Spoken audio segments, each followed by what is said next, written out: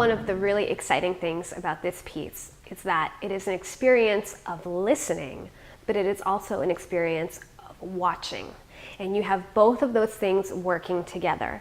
Probably never again in your life will you see a huge orchestra with 5 conductors with headphones on and lots of percussionists with headphones on. And I mean, this is an unbelievable work. I think part of the experience of listening to this piece is just kind of the visual spectacle, in a way, of watching what's going on. And certainly there are times where you can hear the different orchestras coming through in the texture. The piece begins with this kind of percussive rhythmic section going for quite a long time. And if you're listening intricately, you can hear rhythmic patterns kind of coming through, and you can try really hard to pick out the different pulses that the percussionists are listening to in their ears.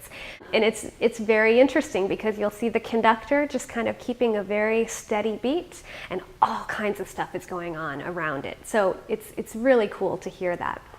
And then as the piece unfolds, the orchestra enters, and there are times where the orchestra is the strings and the winds and the other people that have not begun playing at the beginning of the piece. There's times where they're all one unit, and they're all watching Giancarlo, the main conductor. But then there's times where they break away into these smaller groups, and that's the moment where the 5 conductors are needed.